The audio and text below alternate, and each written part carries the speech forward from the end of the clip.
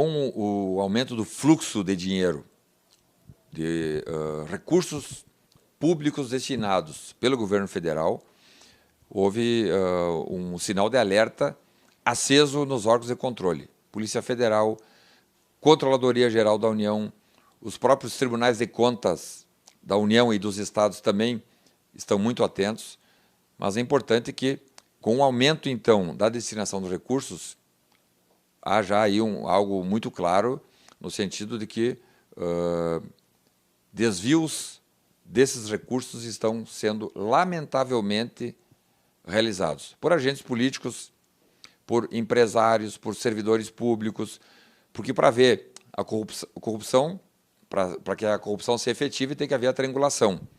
Sempre precisa ser de um servidor público, de um agente político e de um empresário envolvido para que a corrupção se perfectibilize. E nós, lamentavelmente, estamos vendo aí, em plena pandemia, cada semana uma operação da Polícia Federal, sempre com ordem judicial, obviamente, mas a Polícia Federal atuando para que bandidos disfarçados de agentes políticos sejam levados à justiça. Nós presenciamos aí casos do Rio de Janeiro, né, no envolvimento, inclusive, do governador do estado, alguém que recebeu a confiança da população, sendo ele um juiz federal, e mesmo assim traiu a confiança da população e agora está sendo objeto de investigação do Estado. Ele deixou de ser governador e hoje é um investigado, está afastado. E nós temos casos em outros estados similares, no Pará, temos casos no estado do Amazonas, e isso indica que, sim, a sociedade brasileira precisa estar muito atenta a qualquer movimentação estranha que cidadãos de todo o país, dos 5.600 municípios do Brasil, que observem algo irregular ou algo suspeito, que busque a Polícia Federal, ou busque o Ministério Público Federal, ou qualquer agência de controle do Estado, para que essas suspeitas sejam objeto de investigação. De toda sorte, fica o recado. A Justiça Criminal, o sistema de Justiça Criminal, aí pega a Polícia Federal, a própria Receita Federal, Ministério Público Federal e Ministério Público Estadual estão muito atentos para que aqueles que insistem em mentir para a população, roubar o povo em plena pandemia, serão levados à justiça e precisam sofrerem os rigores da lei. Isso eu acho que é o mais importante. Nós não podemos aceitar impunidade, especialmente em momento de pandemia. O senhor acha que muita coisa ainda deve vir à tona nesse Covidão? O dinheiro roubado da saúde tem chance de ser recuperado aos cofres públicos? Em 6 anos de Lava Jato foram recuperados apenas 4 bilhões. O objetivo das operações policiais sempre é identificar a autoria delitiva e levar o autor do crime à justiça. Esse é o objetivo das investigações policiais. Em decorrência da identificação delitiva, surgem aí as necessidades dos valores serem recuperados. A Operação Lava Jato, só da Petrobras, identificou um desvio de 40 bilhões de reais e 10% desse valor foi até agora recuperado. 4 bilhões. Imagine, 4 bilhões, que é muito dinheiro, apenas foi recuperado.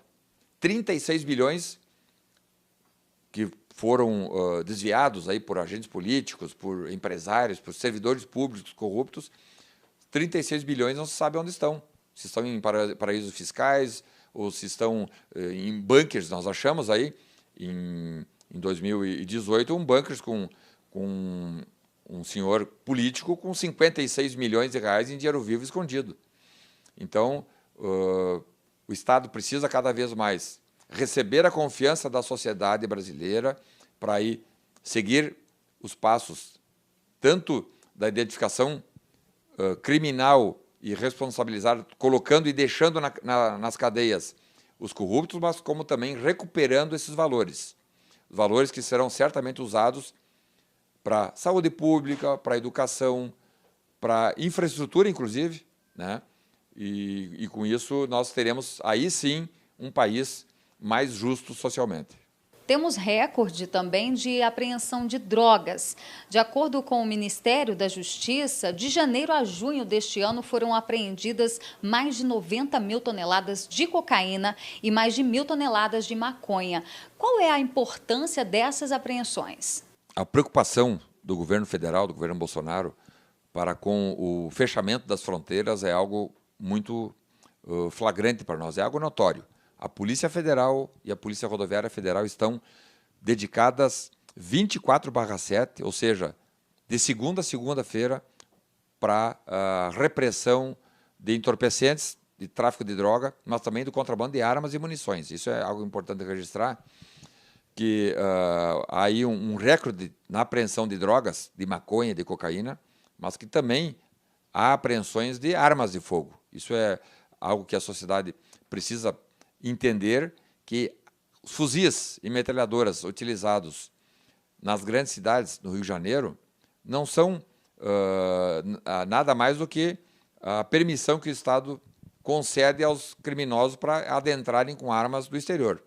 Então, Polícia Federal, Polícia Rodoviária Federal estão trabalhando diuturnamente para fazer o enfrentamento do crime organizado, um crime milionário, eu diria até bilionário, que movimenta frações gigantescas de dinheiro para a movimentação clandestina de cocaína, de maconha e também de armas de fogo. O ex-ministro Sérgio Moro acusou o presidente Bolsonaro de interferir na Polícia Federal, quando, na verdade, quem interferiu foi o Supremo Tribunal Federal, naquele caso da indicação do Alexandre Ramagem para comandar a PF. A Polícia Federal mostra que é, de fato, independente para investigar, deputado? A Polícia Federal é um órgão de Estado, não é um órgão de governo, como eu disse, não se subordina a qualquer cor partidária. Ela está aí para atender a sociedade brasileira.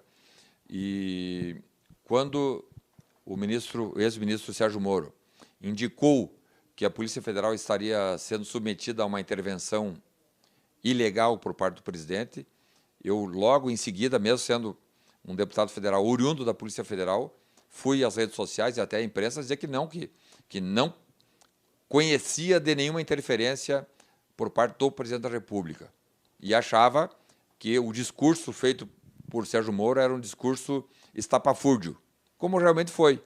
Nós vimos depois, a Polícia Federal fez sindicância, o próprio Palácio Planalto, através de seus órgãos de controle, fez também apurações e viram que não houve nenhum fato capaz de indicar interferência na Polícia Federal. O que pode ser feito para melhorar ainda mais o trabalho da Polícia Federal? Mais tecnologia, pessoal, equipamentos. Essa é uma das instituições que o brasileiro mais tem orgulho. O governo Bolsonaro, já nesse 1 ano e meio, nomeou 1.200 policiais federais novos, concursados. O presidente Bolsonaro autorizou um novo concurso para 2.200 policiais federais, com um acréscimo, então, em 4 anos, de 30% de efetivo. É um apoio fundamental, porque a polícia se faz com homens e mulheres. Não adianta tu ter equipamento se não tiver o homem policial motivado para operar.